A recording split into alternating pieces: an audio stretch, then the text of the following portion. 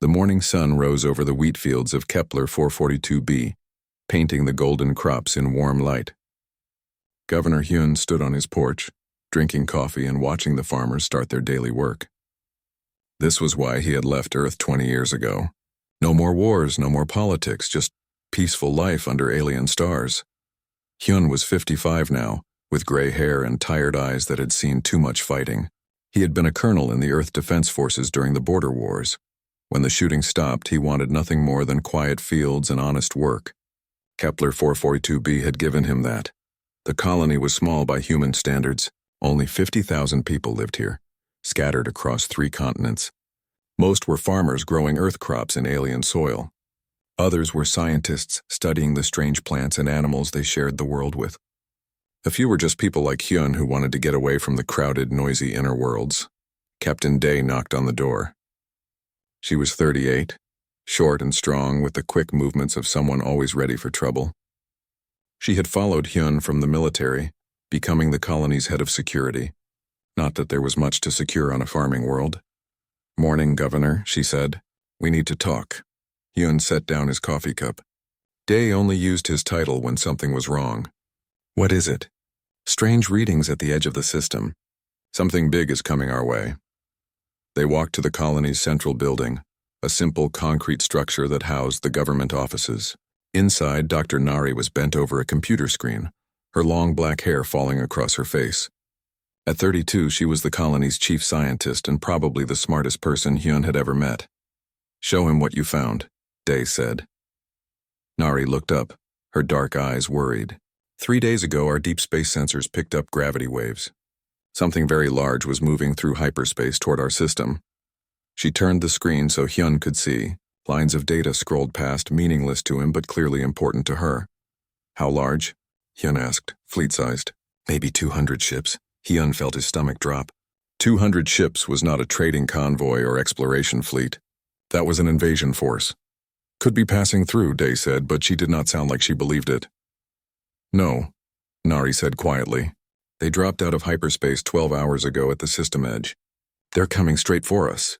Hyun stared at the data, his old military mind working. "Time to arrival?" 18 hours, Nari said. "Sir," Day said, "I think you should see this too." She led them to another computer. Engineer June was there, a quiet man of 40 who kept the colony's machines running. He looked up as they approached. "Governor," June said, "I was checking the planetary surveys like Dr. Nari asked. Look at this." The screen showed a map of their world with bright blue dots scattered across it. There were thousands of them. "Quantum crystals," Nari explained. "I discovered them last week. They're incredibly rare. Most worlds have maybe a dozen. We have over 10,000. What do they do?" Hyun asked. "They make faster-than-light communication possible," June said. "Without them, you can't coordinate a star empire. They're more valuable than gold, more important than oil ever was on Earth." Hyun understood immediately. The fleet was not coming to destroy them. It was coming to take their world. "Who's coming?" he asked. Nari pulled up another screen. "Computer analysis suggests Vorthak Empire ships. They've conquered 17 systems in the last 10 years. Hyun knew about the Vorthaks from military briefings. They were 7 feet tall with thick gray skin and 4 arms. They conquered worlds, enslaved the populations, and stripped the planets bare of resources. They had been moving toward human space for years, but slowly. Kepler 442b was supposed to be safe, far from their expansion route, but the quantum crystals changed everything. "What do we do?" Day asked. Before Hyun could answer, alarms began ringing throughout the building. The communication system crackled to life. "This is Teacher Soon at the school," came a woman's voice. "Something's appearing in the sky." They ran outside. Above them, the blue afternoon sky was filled with dark shapes, ships, hundreds of them, hanging in the air like metal clouds. They were massive, each one the size of a city block. Gun barrels and missile tubes covered their hulls. People came out of buildings all over the colony, pointing and shouting. Children started crying. Dogs barked. The peaceful morning was gone forever. Hyun's communication device buzzed. "This is Farmer Wook," said a man's voice. "Can you see them?" There must be hundreds. More voices joined in from across the colony. Everyone could see the fleet now, black against the blue sky like a promise of death. A new voice cut through the chatter. It was deep and harsh, speaking human words with a strange accent. Humans of Kepler 442b, the voice said. I am War Commander Theklon of the Vorthak Empire. Your world now belongs to us. You have 72 hours to evacuate all humans from this planet.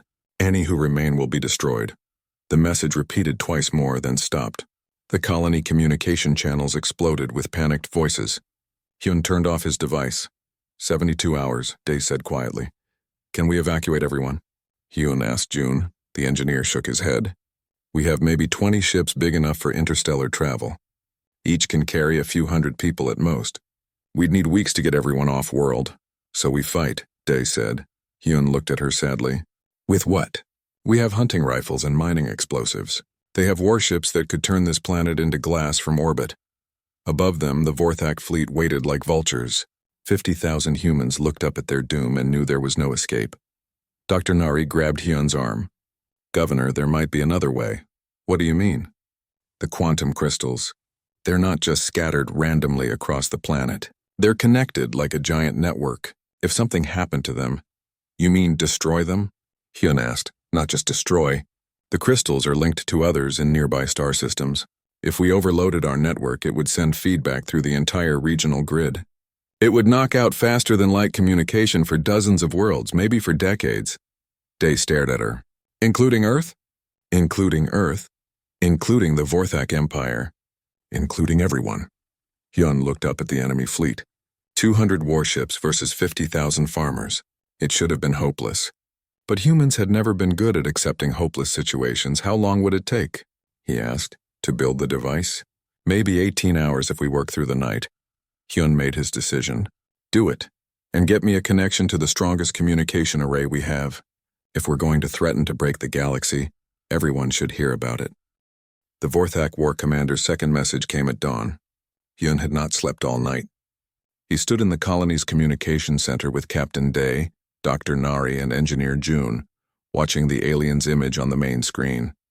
Theklon was everything the military files had described. 7 feet tall with thick gray skin that looked like stone, 4 powerful arms ended in clawed hands. His face was broad and flat with small black eyes that showed no mercy. When he spoke, his voice was like grinding metal. Humans, Theklon said, you have 48 hours remaining. I will explain why you must leave so you understand this is not cruelty but necessity. The screen changed to show a map of the galaxy. Red dots marked Vorthak-controlled systems spreading like a disease across the stars. For 10 years we have expanded toward the core worlds, Theklon continued. Your species controls 17 systems with over 50 billion humans. We will conquer them all, but first we need the quantum crystals beneath your feet. The map zoomed in on their region of space. Lines connected the star systems, showing communication routes that all pass through Kepler 442b. Without these crystals, we cannot coordinate our fleets across such distances. Your little farming world is the key to conquering half the galaxy. You should feel honored, Day cursed under her breath. Hyun just stared at the screen, his old soldier's mind working. The Vorthaks were not just taking their world. They were using it as a stepping stone to destroy Earth and every other human colony. We offer you life, Theklon said. Evacuate now, and you may resettle on any world outside our expansion zone. Refuse and you will die with your planet. This is mercy. We do not usually offer it. The transmission ended. The 4 humans stood in silence for a moment. 50 billion people, Nari whispered. If they take our crystals, they can coordinate attacks on every human world at once. Earth won't stand a chance. They've done this before, Day said grimly. 17 systems. Each one probably thought they could negotiate or fight. Each one lost, June was typing on his computer. I've been calculating evacuation numbers all night. Even if every ship in the system helped, we could maybe save 10,000 people. The rest, he did not need to finish. Hyun had done the math too. 40,000 colonists would die when the Vorthaks grew tired of waiting. Hyun's communication device buzzed. Governor? It was Teacher Soon's voice. The children are asking questions. What should I tell them? Before Hyun could answer, another voice cut in. This is Farmer Wook. My family's been on this world for 15 years. We're not leaving our home for some alien bullies. More voices joined the channel. The colony was waking up to their second day under the shadow of the enemy fleet. I want to fight, said a young man's voice. My name is Tae. I work in the mines. We have explosives down there. Maybe we can hurt them. With what? Came another voice. They're in orbit. We can't even reach them. Everyone please stay calm, Hyun said into his device. Report to your district leaders for instructions. We're working on this. He turned off the communication and looked at his friends. How's the device coming? Dr. Nari rubbed her tired eyes. June and I worked all night. The quantum overload system is half finished. But Governor, we need to talk about what happens when we use it. She pulled up a new screen showing their local region of space. If we destabilize our crystal network, the feedback will travel along quantum links to every connected system. Communication between star systems will be impossible for decades, maybe longer. That includes Earth, Day said. That includes everyone. Trade, military coordination, scientific research. Everything that connects the galaxy will stop. It would be like destroying every telephone and radio on a planet. Hyun stared at the map. How many worlds would be affected? In this sector?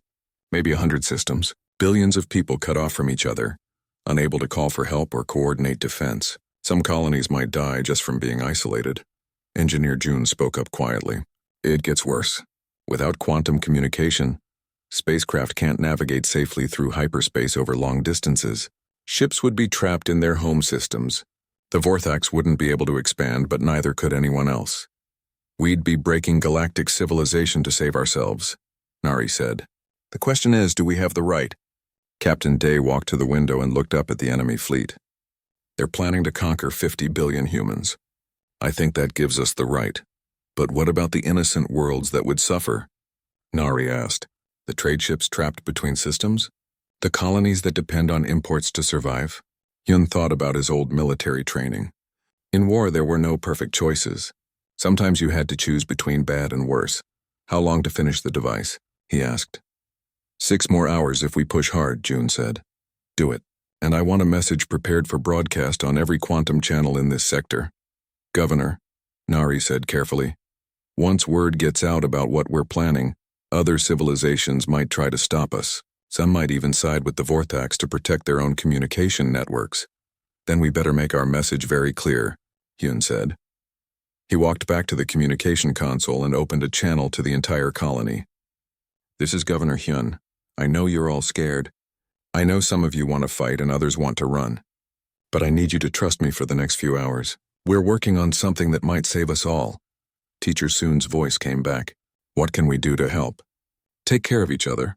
Keep the children calm. And if anyone has explosives or weapons, bring them to Captain Day. We might need them. Governor, came Farmer Wook's voice. Are we really going to fight those ships? Hyun looked up through the window at the massive alien vessels blocking out the sky. 200 warships against a farming colony. It was insane. It was hopeless. It was exactly the kind of impossible situation that brought out the best in humans. We're going to do something better than fight, he said. We're going to give them a choice they'll never forget. Above them, War Commander Theclon's fleet waited patiently. The aliens had conquered 17 worlds already. They had no reason to think this one would be any different. They were about to learn that humans were full of surprises. In the laboratory, Dr. Nari and Engineer June worked frantically to build a device that could cripple galactic civilization. In the security office, Captain Day organized volunteers to defend the colony with mining charges and hunting rifles. In the school, Teacher Soon explained to confused children why there were scary ships in the sky. And in the governor's office, Hyun began writing a message that would be heard across 100 star systems. A message that would offer the galaxy a terrible choice. Accept the destruction of billions of humans or watch civilization itself go dark. Outside, alien warships hung in the blue sky like a promise of death. Inside the colony buildings, 50,000 humans prepared to remind the universe that sometimes the smallest voice can speak the loudest truth. 24 hours remained when Governor Hyun made his choice. He stood in the colony's main communications center, looking at the quantum broadcast device Dr. Nari had connected to their planetary network. One button would send his message across the galaxy. One decision would change everything. Are you sure about this? Captain Day asked. She had dirt on her uniform from helping dig defensive positions around the colony's key buildings. Not that trenches would stop orbital bombardment, but it made people feel better to do something. No, Hyun said honestly. But I'm sure about what happens if we do nothing. Dr. Nari looked up from her computer. Her eyes were red from 36 hours without sleep. But the quantum overload device was finished. A simple metal box connected to cables that ran deep underground to the planet's crystal network. Governor, once we threaten this, there's no taking it back. The whole galaxy will be watching us. Good, Hyun said. Maybe it's time the galaxy paid attention to what's happening out here. Engineer June entered the room carrying a data tablet. I've been monitoring alien communication channels. 3 more Vorthak fleets are moving toward human space. If they get our crystals, they'll coordinate simultaneous attacks on Earth, New Geneva, and the Tau Ceti colonies. Billions of people will die in the first wave. Hyun took the tablet and read the intelligence reports. The Vorthaks had been planning this for years. Kepler 442b was not just another conquest. It was the key to destroying humanity's entire civilization. Any word from Earth? Day asked. Admiral Yeon's fleet is 3 days away, June said. Even if they came at maximum speed, they'd arrive too late. Hyun nodded. Humanity's closest military force was 12 warships. Against 200 Vorthak vessels, they would die bravely and accomplish nothing. His communication device buzzed. Governor, this is Teacher Soon. The children want to send a message to their families on other worlds in case this is goodbye. Hyun's throat tightened. Tell them they can record messages after lunch. We're not giving up yet. He looked around the room at his 3 friends. Dae, the soldier who had followed him across the galaxy to find peace. Nari, the scientist who could have been rich and famous on Earth but chose to study alien flowers instead. June, the engineer who kept their simple machines running while dreaming of building something greater. I want you all to know, Hyun said, that if we don't survive this, I'm proud we got to try. Speech later, Dae said with a slight smile. Threatening galactic civilizations now. Hyun sat down at the communication console and activated the quantum broadcast system. His message would reach every world with faster-than-light communication, hundreds of civilizations, thousands of worlds, billions of beings. This is Governor Hyun of the human colony on Kepler 442b, he began, his voice steady despite everything. For the past day, our world has been surrounded by 200 Vorthak warships demanding our surrender. They want our planet's quantum crystals to fuel their expansion toward Earth and 50 billion human lives. He paused, knowing that across the galaxy, beings were stopping their daily routines to listen. The Vorthaks have given us an ultimatum. Evacuate or die. I'm giving them one in return. If any Vorthak weapon fires on our colony, we will detonate our quantum crystal network. This will destroy faster-than-light communication for every world in this sector for the next century. The room was silent, except for the hum of electronics. Outside, normal life continued. Farmers tended their crops. Children played in schoolyards. People fell in love and made dinner and worried about ordinary things. None of them knew their governor had just threatened to break galactic civilization. To the Vorthak Empire, Hyun continued, your expansion stops here. You cannot conquer 50 billion humans if you cannot coordinate your fleets. Choose carefully. To Earth and all human worlds, we will not let our home become the weapon that destroys yours. If we must die to protect you, we die gladly. To every other civilization listening, this is what happens when empires go unchecked. Today it is humans who resist.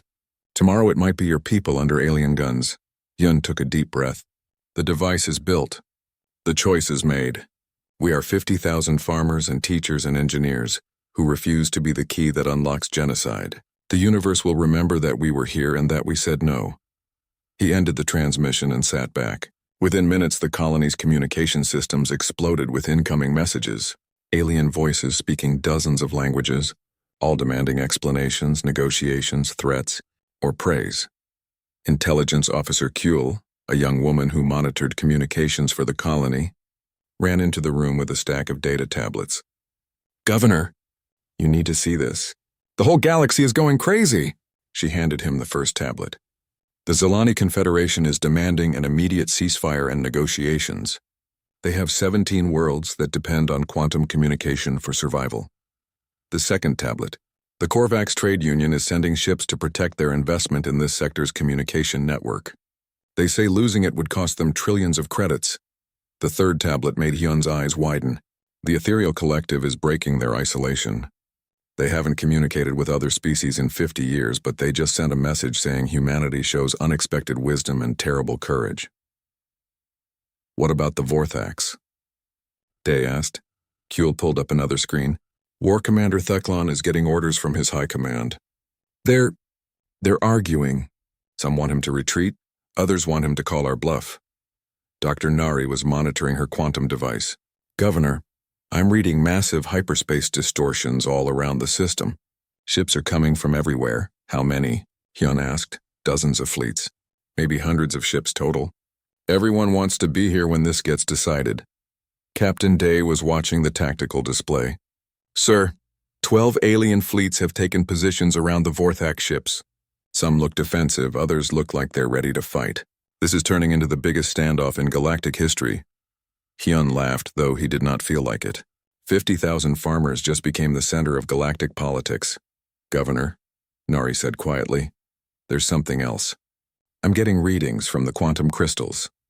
The network is resonating with all the communication traffic. It's like the planet is singing.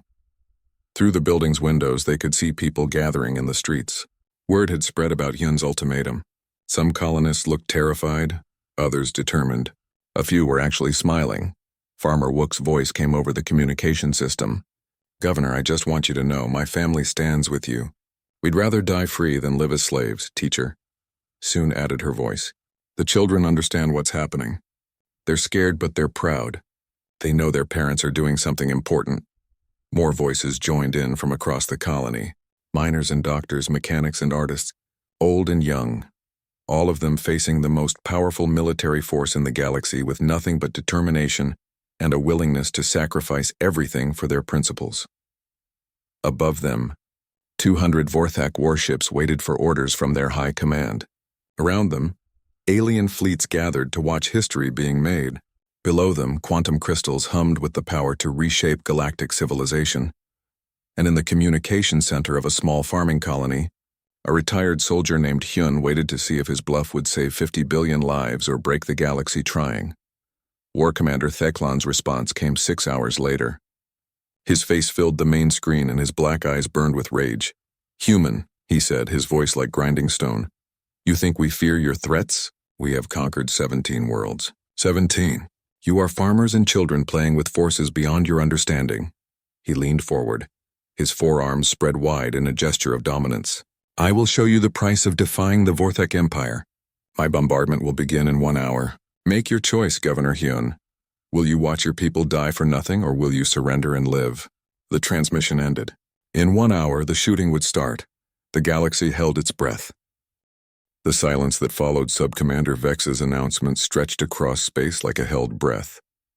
Governor Hyun stared at the alien's image on the main screen, hardly daring to believe what he had heard. Say that again, Hyun said carefully. Vex's forearms moved in what might have been a gesture of respect. War Commander Theclon has been arrested by his own officers. The bombardment order is withdrawn. We wish to negotiate. Captain Day looked at the tactical display in amazement. Sir, half the Vorthax fleet is powering down weapons. The other half looks like they're in some kind of argument. Intelligence Officer Kuehl was frantically switching between communication channels. Governor, I'm picking up internal Vorthax military communications. It sounds like a full-scale mutiny. Theclon's supporters are fighting with Vex's people. Dr. Nari looked up from her quantum device, her hand still hovering over the activation button. Should I power down the network? Not yet, Hyun said. Let's see how this plays out. On the screen, Sub-Commander Vex was clearly struggling with the human language, but his meaning was clear. My officers and we studied your species during the approach. We read your history, your wars, your culture. We did not expect you to threaten galactic destruction to save strangers. 50 billion humans aren't strangers to us, Hyun replied. They're our people. Vex tilted his head in confusion. But they live on different worlds. They are not your tribe, your clan. Why sacrifice everything for beings you have never met? Hyun thought about how to explain something that seemed obvious to him, but clearly puzzled the alien. Because that's what humans do. We protect each other even when it's hard, even when it's impossible. This is inefficient, Vex said slowly. Your actions serve no genetic advantage, no territorial gain. You risk everything for abstract principles. Yes, Hyun said simply.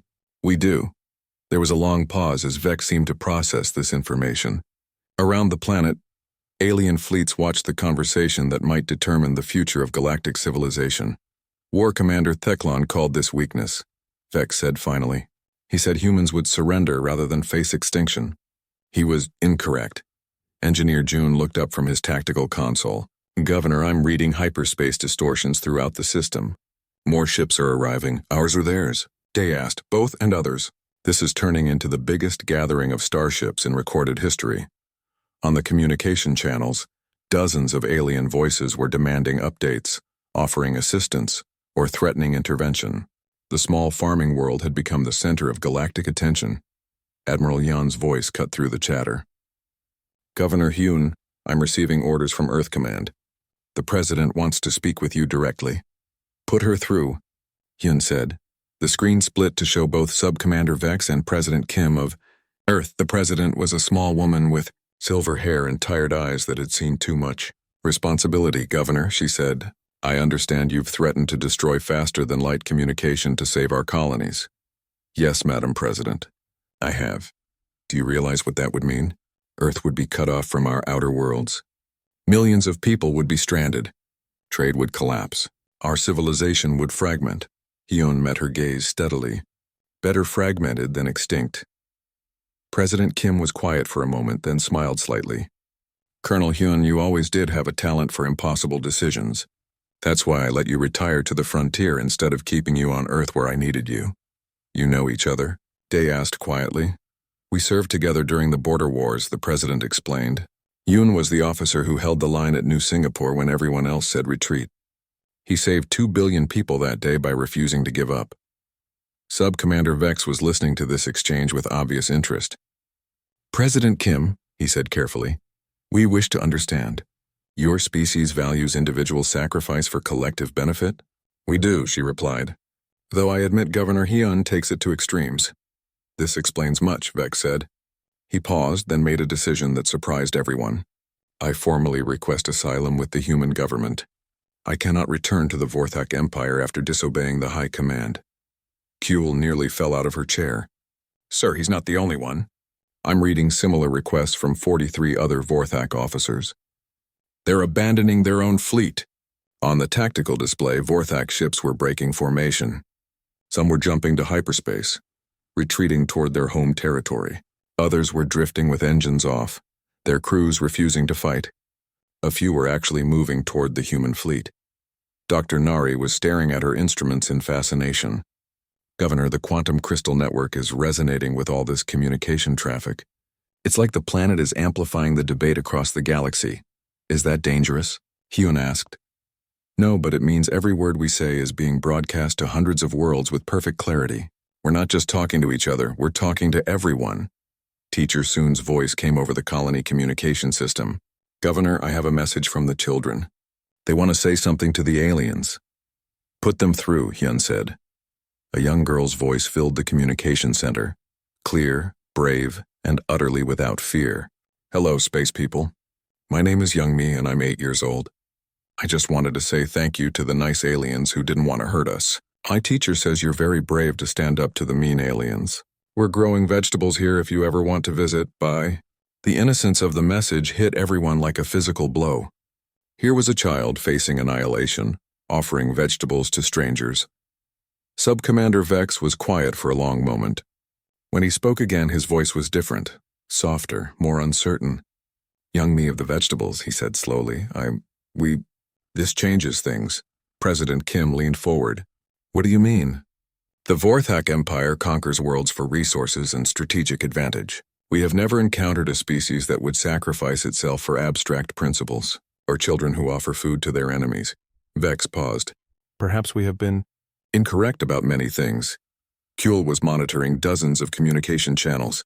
Governor, the entire galaxy is listening to this conversation. I'm getting responses from civilizations I've never heard of. Everyone's talking about the human ultimatum and the little girl with vegetables. What are they saying? Hyun asked, mixed reactions. Some think we're crazy for threatening galactic civilization. Others are calling us heroes for standing up to the Vorthaks. But everyone agrees this is the most important moment in galactic history. On the tactical display, more changes were happening. The Zelani Confederation ships had formed a protective ring around the planet. The Korvax Trade Union was announcing emergency economic sanctions against any civilization that attacked civilian colonies. Even the mysterious ethereal collective was breaking their traditional silence to declare humans a species of unexpected wisdom. Sub-Commander Vex made another announcement that stunned everyone. I am ordering all Vorthak vessels to withdraw from this system immediately. Furthermore, I am transmitting all our military plans to the human government. Your colonies will not be surprised again. You can't do that, came another voice. War Commander Theklan, apparently freed from arrest. I am the ranking officer. I command this fleet. No, Vex said firmly. You commanded a fleet of conquest. I now command a fleet of refugees seeking asylum. There is a difference. The next few hours passed in a blur of negotiations, angry messages from the Vorthak High Command, and frantic diplomatic activity from dozens of alien civilizations. In the end, the solution was surprisingly simple. The Vorthak Empire, faced with internal rebellion and galactic condemnation, agreed to halt their expansion toward human space. The rebelling officers were granted asylum on human worlds. The quantum crystal network on Kepler 442b was declared a galactic preserve, protected by treaty from military exploitation. Most importantly, the Galactic Preservation Council was established with its headquarters on Kepler 442b.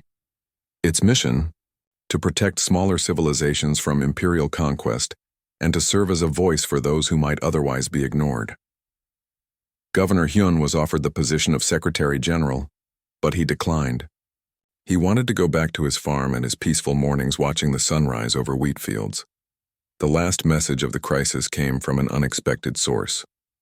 The Vorthak High Command, perhaps recognizing that their empire's expansion had permanently ended, sent a simple communication to the little farming world that had defied them. We underestimated you. This will not happen again. 3 months later, Hyun stood on his porch at dawn, drinking coffee and watching alien ships landing at the new Preservation Council headquarters. Diplomats from 100 worlds came and went daily, but the colony remained what it had always been, a peaceful place where people grew food and raised families under foreign stars. Young Mi ran past his house on her way to school, her backpack bouncing. She waved to him cheerfully, probably not understanding that she had helped change galactic history with an offer of vegetables. Captain Day joined him on the porch, carrying her own coffee cup. Any regrets? She asked. Hyun smiled, watching the sunrise paint the wheat fields golden. About threatening to break galactic civilization to save people I've never met? No regrets at all. The hour passed slowly. Governor Hyun stood in the colony's command center, watching displays that showed dozens of alien fleets positioning themselves around Kepler 442b. What had started as a simple demand for surrender had become the largest gathering of warships in galactic history. 30 minutes until bombardment, Captain Day reported. She had positioned the colony's security forces around key buildings, though everyone knew their hunting rifles and mining charges would be useless against orbital weapons.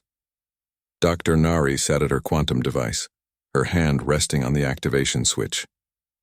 The crystal network is fully charged, she said quietly. If I press this button, faster-than-light communication dies across this entire sector within minutes. Engineer June was coordinating with the evacuation teams. We've got 10,000 people loaded into ships and ready to launch if things go bad. The rest? He did not finish the sentence. Intelligence Officer Kuehl looked up from her communication station, excitement in her voice despite the danger. Governor, you need to hear this. The Hegemony Council just declared our system a neutral zone pending resolution of this crisis. Hyun blinked in surprise. The Hegemony Council was the galaxy's closest thing to a government. Representatives from 50 major civilizations who met to discuss trade disputes and territorial claims. They rarely acted quickly on anything. What does that mean? Day asked. Officially, any attack on us is now considered an act of aggression against the galactic community. The Council is demanding immediate negotiations. Will that stop the Vorthaks? Kuehl shook her head. War Commander Theklan just broadcast a response. He says the Vorthak Empire does not recognize Council authority and will proceed with bombardment on schedule. Through the command center's windows, They could see the alien fleets arrayed across the sky like competing constellations. Each group of ships represented a different civilization's interests. Some had come to protect the quantum network, others to claim it for themselves, and a few seemed ready to fight anyone who threatened galactic stability. "Sir," June said, "I'm reading massive hyperspace distortions at the system edge. Something big is coming." The main display showed space folding in on itself as ships dropped out of faster-than-light travel. 12 human warships appeared, their hulls gleaming silver in the starlight. "It's Admiral Jan," Kuehl said. "The Earth Defense Fleet made it." Hyun felt a surge of pride as he watched the human ships take position between the colony and the Vorthak fleet. They were outnumbered 20-1, but they had come anyway. His communication device crackled to life. "Governor Hyun, this is Admiral Jan. Sorry, we're late to the party." "Admiral," Hyun replied, "good to see you. Though I hope you're not planning to fight 200 Vorthak warships with 12 ships." "Not planning to fight anyone if I can help it," Jan said. "But if shooting starts, we'll make sure it counts. My ships carry quantum disruption warheads. Won't destroy their fleet, but it'll knock out their communications and navigation for hours." 20 minutes to bombardment, Day announced. On the tactical display, the various alien fleets were moving into new positions.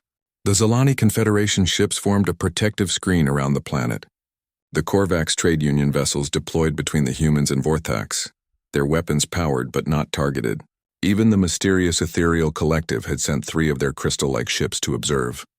"This is insane," Nari said, staring at the display. "Half the galaxy's military forces are gathering to watch us threaten to destroy civilization." Teacher Soon's voice came over the colony communication system. "Governor, the children are asking if they should be afraid." "What should I tell them?" Hyun picked up his communicator. "Tell them that sometimes adults have to make very hard choices to protect the people they love. Tell them that no matter what happens, they should remember that their parents stood up for what was right." 10 minutes to bombardment, Dai said. Kuehl was listening to multiple alien communication channels at once. "The Vorthak High Command is having a heated argument. Some want Theclon to withdraw, others want him to proceed. There's also talk of sending reinforcements. What about the other fleets? The Zalani are offering to mediate negotiations. The Korvax are threatening economic sanctions against anyone who disrupts trade. The Ethereals are just watching. Nobody knows what they're thinking." Hyun looked at the quantum device one more time. Such a simple thing. A metal box with a single button. Press it and galactic civilization would crumble. Don't press it and 50 billion humans might die. 5 minutes, Day said. On the main screen, War Commander Theclon appeared again. His stone-gray face was calm, but his black eyes burned with determination. "Human colonies," he said, addressing not just Kepler 442b but all the watching fleets. "Observe what happens to those who defy the Vorthak Empire. We do not make empty threats. We do not show mercy to the weak. We conquer." The display showed Vorthak bombardment cannons swiveling toward the planet's surface. Each weapon could level a city with a single shot. 2 minutes, Day said. Hyun opened a channel to the entire colony. "This is Governor Hyun. In 2 minutes, we'll know if our bluff worked. If it didn't, remember that we chose to face this together. Remember that we stood for something bigger than ourselves." His voice carried across the colony's communication network to 50,000 people who had followed him to the stars seeking peace and found themselves at the center of galactic war. 1 minute, Day said. On the quantum device, Dr. Nari's finger hovered over the activation button. Around the planet, alien fleets watched and waited. In the colony, parents held their children close and whispered that everything would be all right. 30 seconds, Day said. Theclon's voice filled the communication channels one last time. "Begin bombardment!" Light erupted from the Vorthak fleet as 200 warships charged their weapons. The sky blazed with deadly energy preparing to fall like rain on the small farming world below. But before the first shot could fire, something unexpected happened. "Governor!" Kuehl shouted.